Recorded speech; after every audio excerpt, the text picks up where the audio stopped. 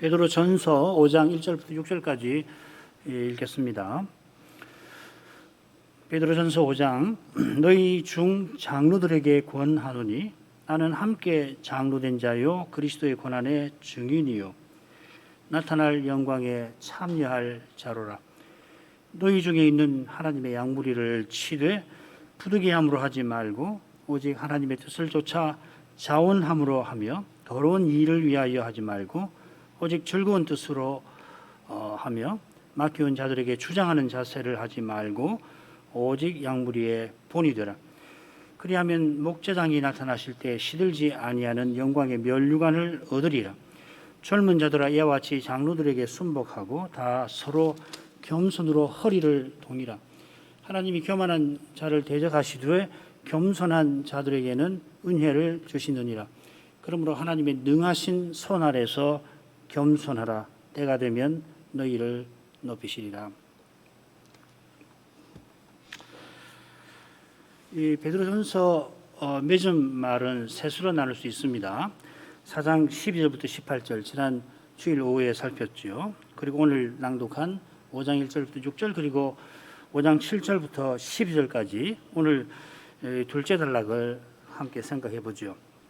이 맺은 말을 얼른 읽으면은 이 둘째 단락이 앞뒤에 나오는 단락과 다소 어울리지 않는다는 느낌을 받을 수가 있습니다만은 첫째 단락의 주제 곧 시험을 받아 그리스도의 고난에 참여함으로 그의 영광에 나아가는 이 신자의 삶이라는 것이 무엇보다도 교회로서 살아가는 삶이라고 하는 것을 우리가 기억을 해야 합니다. 우리의 삶이 그리스도의 고난과 영광에 참여하는 것인데 우리와 함께 하시는 그리스도는 교회로서 계십니다. 그분은 교회의 머리이십니다. 우리와 함께 하나의 새로운 사람에 속해 주십니다. 자, 이런 교훈에 비추어서 둘째 단락의 줄거리를 간단히 보죠. 이 둘째 단락은 둘로 나눌 수가 있을 것 같아요. 먼저 사도가 함께 장로된 자로서 먼저 너희 중 장로들에게 권하는데 자신을 그리스도의 고난의 증인이라 나타날 영광에 참여할 자라고 덧붙이고 있습니다. 그러기 위해서 어떻게 하나님의 양무리를 다스려야 하는지를 교훈하고 이 장로의 직분을 잘하면은 목자장이 나타나실 때 영광의 면류관을 얻을 것이라 약속을 합니다. 이것이 첫째 부분이고 이어서 젊은 자들아 하고서 이 장로의 다스림을 받는 장로라고 하는 것은 나이든이라는 뜻이잖아요. 그러니까 장로의 다스림을 받는 회중을 권합니다. 장로들에게 순복하고 또 서로 겸손히 대하라 합니다. 이 겸손한 자들에 대한 하나님의 약속을 덧붙입니다. 그 약속은 겸손한 자를 높이신다 하는 겁니다. 이 둘째 부분도 첫째 부분과 마찬가지로 고난과 영광의 주제를 다루고 있습니다. 자, 그러면 첫째 부분을 셋으로 말씀드렸는데 1절에 사도가 자신을 그리스도의 고난과 영광에 참여함이라는 관점에서 소개를 하고 있는데 4절이 그리스도의 영광에 들어가는 것이라고 한다면은 그렇죠. 그러면 2, 3절은 그리스도의 고난에 참여하는 것이 될 것입니다. 자, 1절 읽겠습니다. 너희 중 장로들에게 권하노니 나는 함께 장로된 자여 그리스도의 고난의 증인이여 나타날 영광에 참여할 자로라. 사도가 너희 중 장로들에게 권합니다. 같은 표현이 2절 처음에도 나오죠. 너희 중에 있는 하나님의 양무리. 이 너희 중에 있는 양무리를 취대했습니다. 우선 2절에 너희는 장로들을 가리키고 1절에 너희는 교회를 가리키는 걸까요? 이 문맥으로는 그렇게 새기는 것이 자연스럽긴 합니다만은 장로들 중에 양무리가 있다 하는 것은 다소 어색하죠. 사도가 너희 중 장로라고 한 것은 이 서신을 너희에게 교회에게 보낸 사실과 붙어 있습니다. 장로에게 권하는 교훈이 장로만 아니라 교회 모두를 위한 것이라 이런 표현을 쓰는 겁니다. 그렇다면은 2절에 너희 중이라고 하는 표현도 역시 이 서신받는 교회를 염두에 두고 쓰는 표현으로 읽어야 할 겁니다. 5절에 보면은 젊은 자들, 그 나이 든 자들, 장로를 제외한 회중을 젊은 자들이라고 부르니까 1절에서 사도가 그냥 장로들아 해도 되겠습니다만은 너희 중 장로들에게 권한다 한 것은 방금 말씀드린 내용과 붙어 있습니다. 아울러 장로도 원래 양무리에 속합니다. 목자장이 계시고 목자장 안에 목자지만 양입니다. 교회의 터인 사도도 그리스도의 몸에 속한 지체입니다.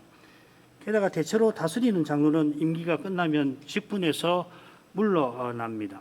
나아가 우리 모두가 결국에는 이 지상의 모든 직분과 소명에서 물러납니다. 이 직분과 소명에서 영원히 남는 것이 있는데 그게 바로 그리스도를 드러내는 것입니다. 믿음과 사랑이라 할 수 있습니다. 자, 그런 점에서 사도가 장로들을 권하면서 자기를 소개하는 표현에 한번 주목해 보십시다. 원문을 보면은 훨씬 재미있습니다. 나는 함께 장로된 자며 그리스도의 고난의 증인이라고 묶어서 먼저 나오고 이어서 즉 나타날 영광에도 참여할 자라 이렇게 구분해서 나옵니다. 이 번역을 이렇게 하면 참 좋긴 하겠어요. 영광에도라는 말이 있습니다. 그러니까 고난에 참여한 자고 영광에도 참여할 자 이렇게 표현하는 거죠. 영광에 참여하는 것은 장차 나타날 일인 반면에 그리스도의 고난의 증인으로서는 장로로서 함께 봉사하는 것과 아울러서 지금 여기서 하는 일입니다. 예컨대 베드로 사도는 장로로 봉사하는 것을 그리스도의 고난과 붙여서 생각하는 것이죠. 아울러 그리스도의 고난의 증인 되는 것은 사도에게만 해당하는 거 아니고 장로에게도 해당되고 나아가 우리 모두에게 해당되는 일입니다. 이는 사도만 아니라 우리 모두가 장차 나타날 영광에 함께 참여하는 것과 비슷합니다. 장차 그리스도께서 자기 영광을 나타내셔서 우리가 주님처럼 변화되게 하실 겁니다. 이 복된 목표에 이르는 길이 바로 우리가 지금 그리스도의 고난의 증인으로 사는 데 있습니다. 이 증인이라는 말, 그 헬라말로 마르티스라는 말인데 이 표현에서 순교자를 마타라고 하는 말이 나온 만큼 이 증인, 여기서 그리스도를 전하는 드러내는 증인은 죽음 같은 고난을 통하여서 그리스도를 드러내는 사람이라 할 것입니다. 그리스도를 드러내려면 반드시 고난을 맛보아야 합니다.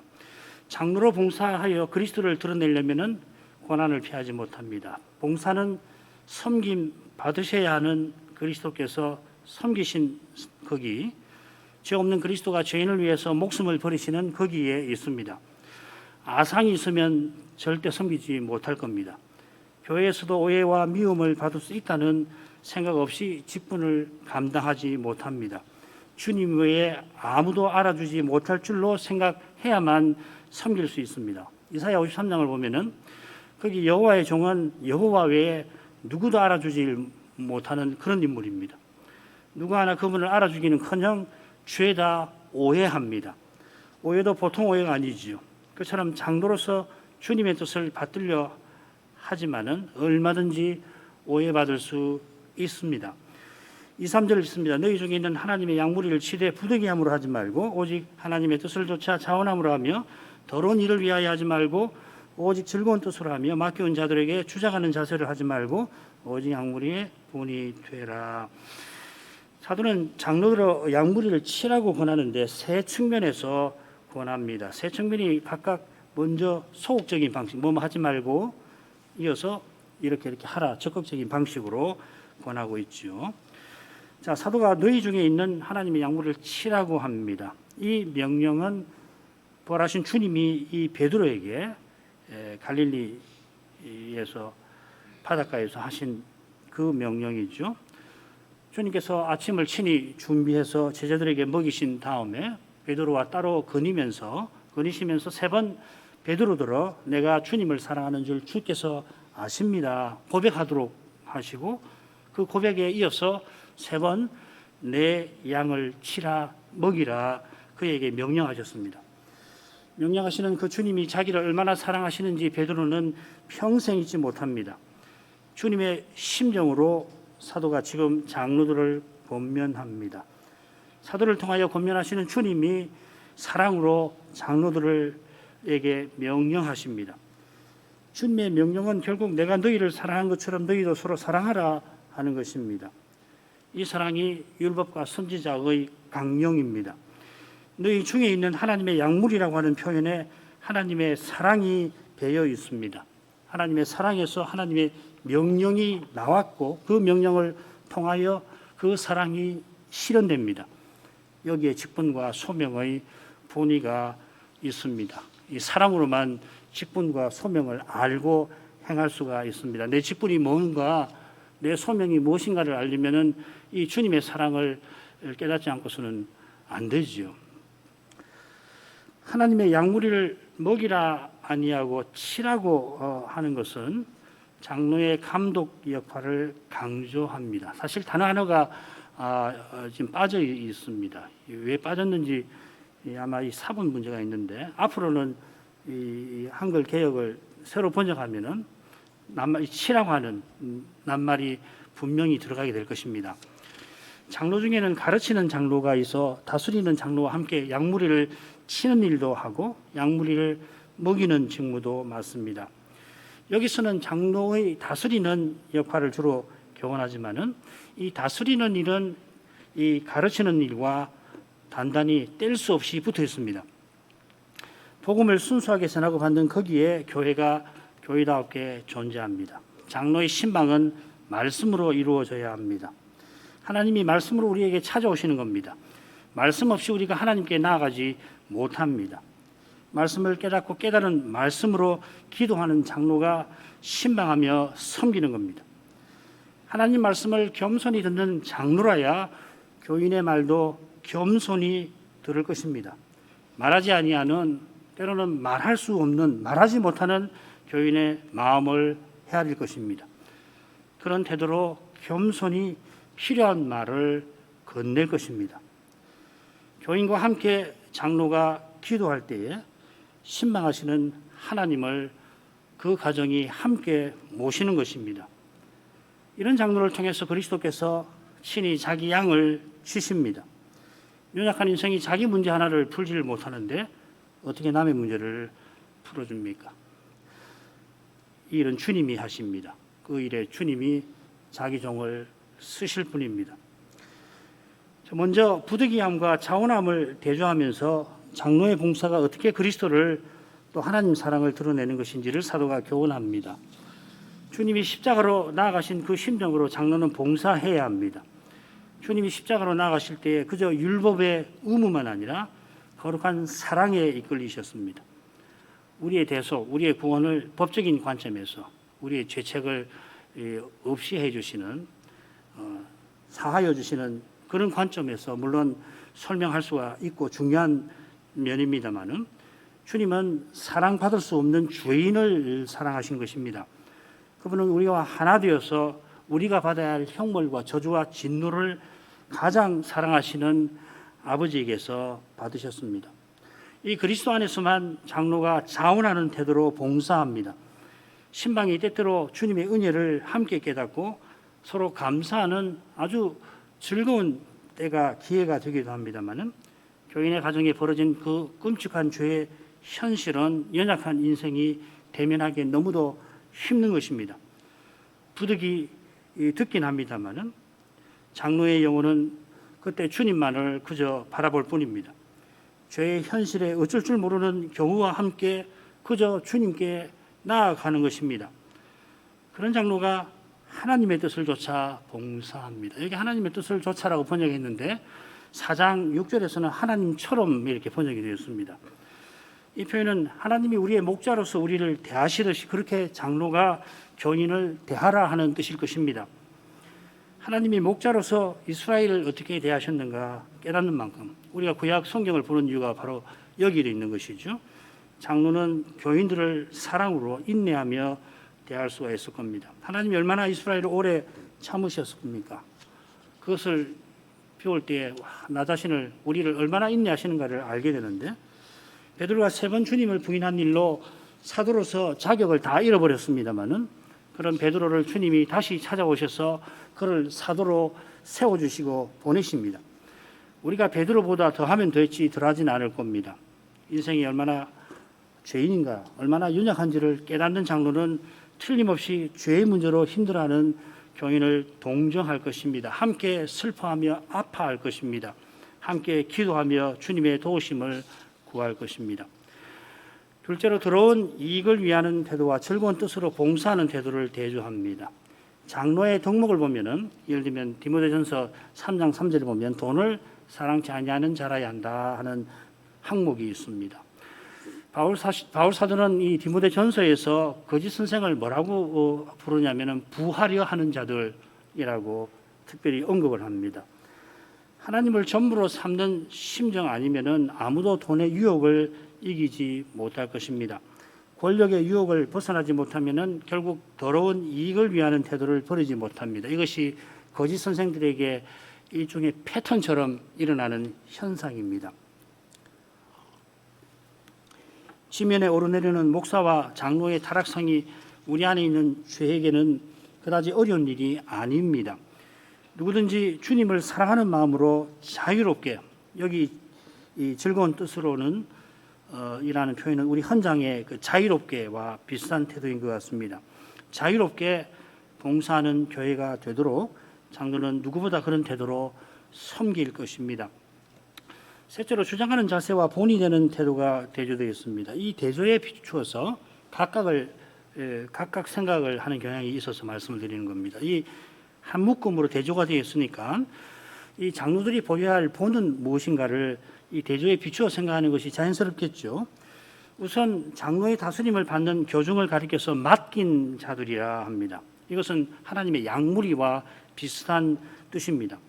하나님이 자기 양 가운데 일부를 장로에게 맡깁니다. 그래서 개혁교회를 보면은 대체로 두 장로가 한 팀이 되어서 교중 가운데 일부를 맡아 섬깁니다. 그래서 장로가 보통 집사들보다 배수가 많아요. 어떤 교회에 집사가 5이면 반드시는 아니지만은 그 예외 없이 장로가 10명입니다. 그래서 그 10명이 5팀이 돼가지고서 교인 전체를 5으로 나눠가지고 그래서 맡은 교우들을 1년에 신방을 적어도 2번 정도 그렇게 하죠. 장로도 유한한 사람이라 감당할 만큼 맡아야겠죠. 내가 이 교회의 장로라며 윗세를 부리는 게 아니라 주님이 맡기신 양을 섬기는 겁니다. 이 주장한다는 이 표현이 주님의 섬김에 관한 그 유명한 말씀, 마가복음 10장 42절부터 45절에 주님께서 서로 다투는 사도들 들어 세상의 집권자처럼 주장하지 말고 섬김받아야 할 내가 섬기되 내 목숨까지 버리기까지 하는 이것을 본받으라 하셨습니다. 바로 이 말씀이 직분의 봉사의 원칙이 됩니다. 섬김받아야 할 주님이 섬기셨다면 마땅히 섬겨야 할 인생은 어떤 태도를 취해야 하겠습니까? 그러나 인생이 스스로는 섬김받고자 하기 때문에 주님 안에서만 참으로 섬길 수가 있는 겁니다. 이것이 바로 사도가 말하는 본이 될 것입니다. 이 본이 되라고 하는 말을 도덕적 모범을 보이라 하는 것으로 되게 새기는데 주님을 본받아 섬기라, 주장하지 말고 주님처럼 섬기라 하는 뜻입니다. 우리 모두가 장로를 감투처럼 생각하는 문화에서 자란 탓에 장로가 되었으니 도덕적으로 훌륭해서 칭송받아야 되겠다 그런 생각을 갖기가 쉬운데 칭송받으려고 하는 그 마음부터 버려야지 주님처럼 주님을 조금이라도 드러낼 겁니다. 장로의 가정이 아무 흠 없을 뿐만 아니라 탁월하여서 사람들이 다 우러러보는 거 물론 좋습니다만은 다른 가정처럼 어려움이 있지만은 주님을 의지해서 그 현실을 이겨나가는 것도 못지않게 좋을 겁니다. 만일 장로가 너무도 탁월한 나머지 교인의 어려움을 잘 이해하지 못한다면은 그의 탁월함이 장로 자신에게도 도움되지 못할 것입니다. 어려움을 겪어보지 못한 그런 경우가 되겠죠. 그래서 탁월하다고 생각할 수 있는데 그게 오히려 그에게 큰 시련이 될 수가 있을 겁니다. 장로의 참으로 탁월함은 무엇보다 주님의 심정으로 교인의 어려운 현실을 헤아려 주는 데서 교인이 그런 장로를 신뢰해서 어려울 때 기꺼이 그를 찾아가는 거기에 있을 것입니다. 친구가 되어주는 것이겠죠. 그처럼 사도가 교훈하는 것은 주님처럼 겸손히 섬기라 하는 것입니다. 장로가 그런 모범을 보여서 교회가 모두 겸손히 서로 섬기면은 그리스도의 영광이 찬란하게 드러날 것입니다. 이런 교회가 겸손히 주님을 본받는 장로를 얼마나 존경하고 사랑하겠습니까? 사절로 갑니다. 그리하면 목자장이 나타나실 때 시들지 아니하는 영광의 면류관을 얻으리라. 장로들이 그리스도를 본받아 섬기면은 목자장이 나타나실 그때 영광을 얻을 겁니다. 이 목자장은 재림하시는 주님을 가리키겠죠. 베드로전서 2장 끝에 보면은 사도가 주님을 너희 영혼의 목자와 감독이라 불렀습니다. 주님께서 당연히 사도와 장로들에게도 목자이십니다. 목자이신 주님이 양인 사도나 장로를 목자로 세우셨고 목자답게 행하도록 하시는 겁니다. 우리 모두를 주님께서 비슷하게 대하십니다. 우리 모두가 주님이 주신 소명으로 주님을 드러내게 하시는 것입니다. 그처럼 우리 모두가 영광의 주님처럼 변화됩니다. 장로 일을 잘한 사람은 장차 시들지 아니하는 영광의 면류관을 받습니다. 고난 가운데 섬긴 장로가 장차 영광 중에 다스립니다. 섬김을 다스린다. 그것도 좋습니다. 섬김을 받을 겁니다. 이 시들지 아니하는 영광이라는 말은 베드로전서 1장 4절에 나오는 쇠하지 아니하는 기업과 붙어 있습니다. 아마란트라는 전설의 꽃이 있어요. 시들지 아니하는 꽃이 있다고 하는데 그 아마란트라는 꽃 이름에서 나온 표현들입니다. 우리가 하나님의 자녀로서 기업을 장차 얻을 것입니다. 이게 얼마나 우리에게 보내 넘치는 선물입니까? 우리가 그리스도와 같아질 때 우리가 지금 생각하는 것이나 바라는 것에 훨씬 넘칠 것입니다. 이런 점에 비추어서 주님이 말씀하신 장차 받을 상급을 살피는 것이 좋습니다. 거기 가서 우리가 비교하고 차별할 일 없을 것입니다. 그럴 마음이 아예 들지 않겠지요. 지금도 그런 마음을 품지 아니하면은 비교하고 차별하고 그래서 서로 계층을 만들고 자기를 높이고 하는 그런 마음을 품지 아니하면은 주님이 이미 얼마나 많은 것을 주셨는가 깨닫고 감사의 심정에 이를 것입니다. 사도가 1절에서 나타날 영광을 말했는데 그 영광은 나타나실 목자장과 딱 붙어 있습니다. 목자장이 나타나시니 영광이 계시됩니다. 나타납니다. 지금 우리가 이미 주신 계시를 통하여서 재림을 알게 됩니다만은 장차 목자장이 나타나실 때 그 영광은 우리의 지식을 넘었을 겁니다. 우리가 영원히 그리스도를 두 눈으로 뵐 것이고 뵙는 순간마다 그 영광이 더욱 드러날 것입니다. 무엇보다 주님의 사랑이 더욱 나타날 것입니다. 그래서 우리의 기쁨도 더욱 새로워질 것입니다. 두 번째 부분으로 가지요. 사도가 장로들을 권면하고 이어서 젊은 자들을 권면합니다. 두 권면이 붙어 있는 것은 이 젊은 자들들어 장로들에게 순복하라 권하는 데서 잘 드러나고 있지요. 이 단락이 두 절이니까 짧지만은 퍽 정교하게 이루어져 있습니다. 단락 처음 5절 상반절 그리고 6절에 각각 명령들이 나오는데 똑같이 겸손하라 하는 명령입니다. 그처럼 장로들에게 순복하고 하라고 맨 처음에 명령하고 끝에는 높이시리라 하는 약속이 붙어 있습니다. 그 중간에는 하나님이 겸손한 자와 교만한 자를 어떻게 대하시는가 핵심 교훈이 거기 나옵니다. 5절 상반절 젊은 자들아 이와 같이 장로들에게 순복하고 다 서로 겸손으로 허리를 동이라. 말씀드린 대로 이 젊은 자들은 장로의 다스림을 받는 회중 전체라고 보는 것이 문맥상 자연스러울 것입니다. 이와 같이 장로들에게 순복하라. 이와 같이 순복하라는 것은 방금 장로들에게 그리스도를 본받아 양무리를 치라고 권면한 교훈과 짝을 이룹니다. 그런 점에서 젊은 자들을 권면하는 내용이 짧아도 별 상관없습니다. 장로들이 사도의 권면을 조차 다스릴 때에 하나님의 양무리답게 순복해야 합니다. 장로가 하나님을 본받아 다스릴 때에 주님께 순복하는 심정과 태도를 취해야 합니다. 장로가 주님처럼 나를 섬기는데 내가 주인처럼 장로를 부리려 해서 안 됩니다. 이 세상에서는 특별히 이 민주주의가 보편의 가치로 퍼져가고 있는 지금은 주권이 국민에게 있고 공직자가 공복이니 국민이 주인처럼 공직자를 종으로 부리려는 일이 있습니다마는 주님 나라에서는 서로 순복합니다. 서로 아래로 내려갑니다. 기꺼이 종이 되는 겁니다. 주님처럼 섬기는 장로를 교인은 더욱 존경합니다. 그런 교인을 장로는 더욱 섬깁니다. 하나님 나라는 모두가 먼저 섬겨서 모두에게 섬김을 받습니다. 그 결과 섬기시는 그리스도가 나타나시는 겁니다. 그래서 우리가 그리스도의 몸답게 살아가는 것이겠죠.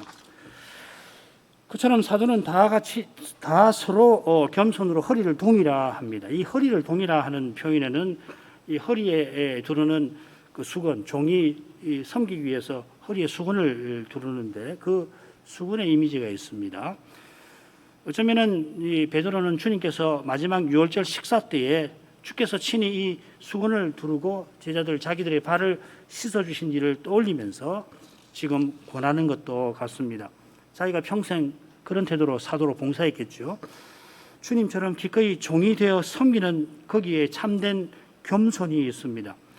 주님은 도무지 종이 되실 수 없는 분인데 기꺼이 종이 되셨으니 이 주님 안에서만 도무지 종이 되지 않으려 하는 우리가 기꺼이 섬기게 될 것입니다. 주님을 깨닫는 만큼 겸손해집니다. 주님은 나는 겸손하다 하실 만큼 겸손 자체이십니다. 다른 이가 인생이 나는 겸손하다 하면 지극히 교만한 것입니다마는 주님은 내게 와서 배우라 하신 것처럼 우리가 겸손할 길이 되어 주시려고 나는 겸손하다 하십니다.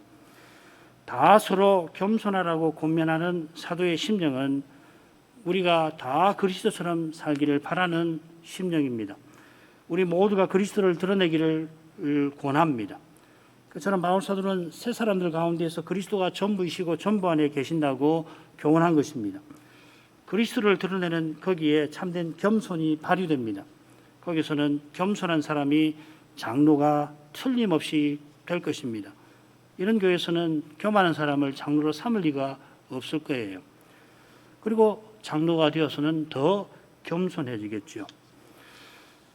5절 하반절 하나님이 겸손한 자를 대적하시되 겸손한 자에게는 은혜를 교만한 자를 대적하시되 겸손한 자들에게는 은혜를 주시느니라.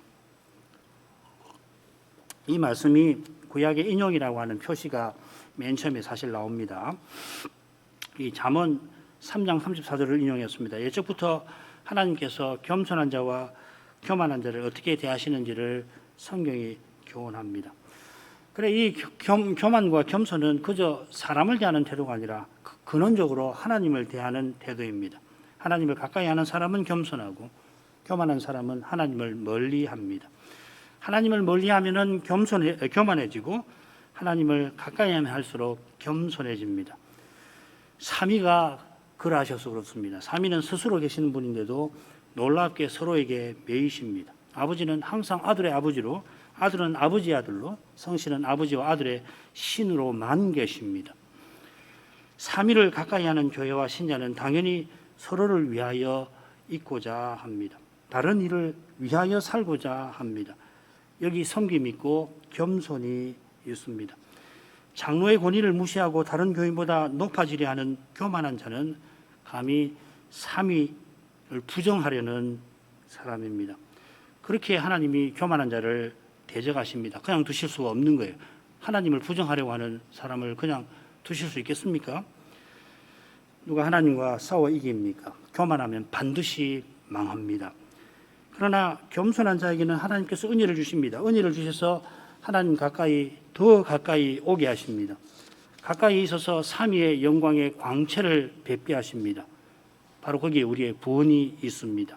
우리의 구원은 삼위와 교제하는 것입니다. 삼위의 영광을 보고 영광의 삼위를 찬송하는 거기에 영원한 생명이 있는 겁니다.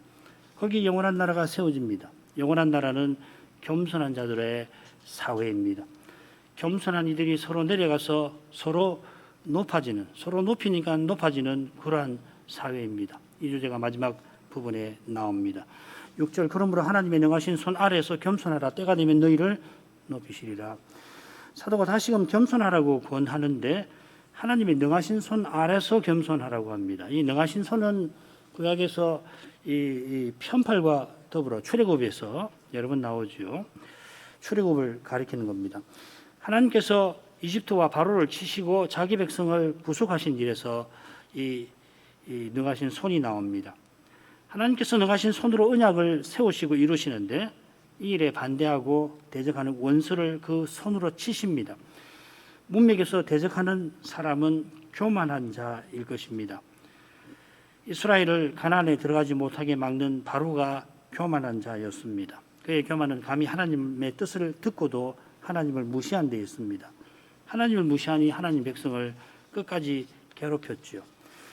그러므로 우리가 하나님의 능하신 손 아래 있다는 것은 그 손 아래 피하는 것입니다.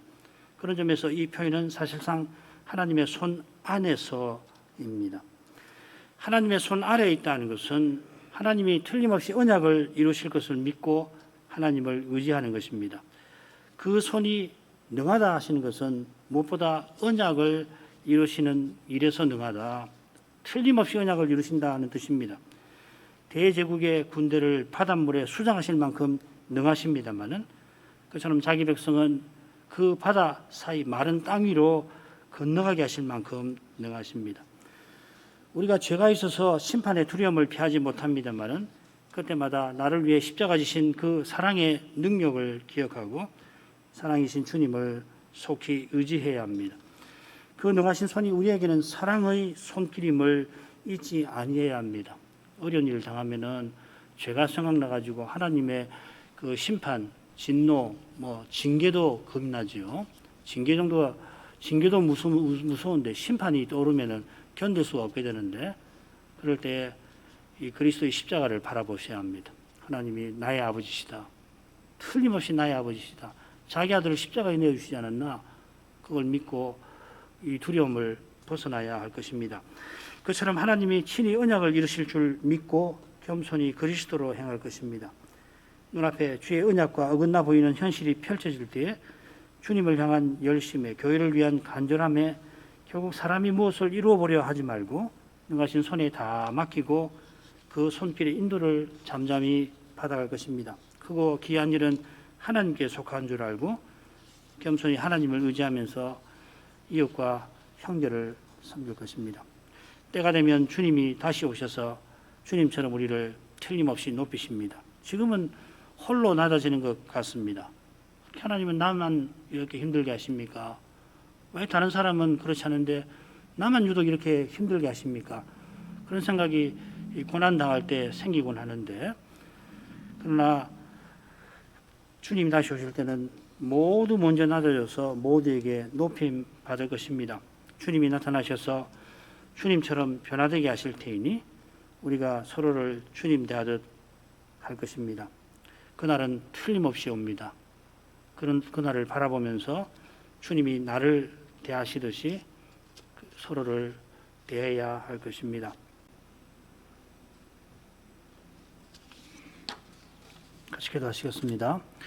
그러신 아버지, 사도가 아나톨리아 반도에 있는 주님의 여러 교회들에게 이 서신을 보내면서 그들이 이 세상에서 나그네와 행인으로서 어떠한 심정과 태도로 저 하늘 본향을 향하여 나아가야 할 것을 권면하였습니다. 이 세상에 믿지 아니하는 자들의 것이 아니지만은 사람의 눈에는 로마 황제가 자기를 신이라 높이며 자기를 주와 구주라 부르게 하고 모든 사람의 생명을 펴락하고 있었습니다. 역사가들이 이때를 로마의 평화라고 부를 만큼 로마 역사만 아니라 느부갓네살로부터 이어지는 제국의 역사에서도 주목할 만큼 위대한 시대라고 그렇게 당시 지배자들, 많은 사람들이 생각할지 모르지만은 거룩한 사도가 보기에는 극한 방탕에 다름질하며 하나님의 심판을 피할 수 없는 부끄러운 시대요, 두려운 시대였습니다. 하나님을 본받아 선을 행하는 신자들을 악행한다 비방할 만큼 부끄러운 시대였고, 무법한 우상 숭배를 하면서 사람의 뜻을 이루려고 그리스도를 대적하던 두려운 시대였습니다. 그러한 사회에서 신자는 이 세상처럼 살지 아니하는 까닭에 이 세상 관원들에게, 이 세상을 전부로 생각하는 이들에게 무시와 비난을 받지 않을 수가 없었습니다. 그러나 바로 그 사실이 우리가 영원한 나라에 속한 것을 보여줍니다.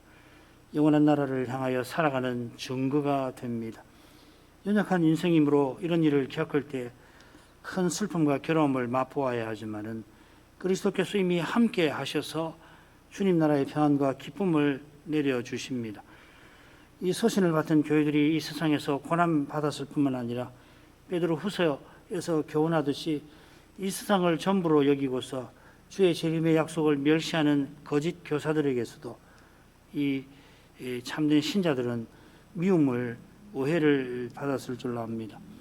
이 교회들만 아니라 바울 사도가 서신을 보낸 교회치고 이런 비슷한 문제가 없는 교회를 찾아보기 어려울 정도로 세상과 육신과 마귀가 성신의 거룩한 역사를 처음부터 방해하고 있었습니다. 이러한 현실에서 거룩한 교회가 서나가는 것이 전적으로 성신의 그 거룩한 역사에 있음을 알게 됩니다. 주님께서 다시 오시는 날까지 죄의 권세가 얼마나 강력하게 작용하게 될지를 짐작하게 하십니다. 주님께서 부활로서 마귀를 결박하신 일이 없다면 인류 역사는 그리스도께서 출임하실 때까지와 다름없이 이후로도 지금까지 죄의 어두운 권세 아래에 있었을 것입니다.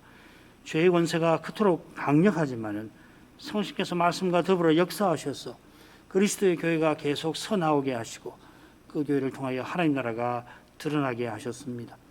지금 저희가 배도의 시대를 살아가는데도 여전히 주님의 이름을 이처럼 부르는 이것이 결코 작은 일이 아님을 기억합니다. 특별히 우리의 연약과 부족과 결핍과 죄를 생각할 때 주님 은혜에 감사하지 않을 수가 없습니다. 그처럼 이런 은혜가 헛되지 아니하도록 저희가 얼마나 주님을 순전하게 믿고 의지해야 할지를 다시금 생각하게 하십니다.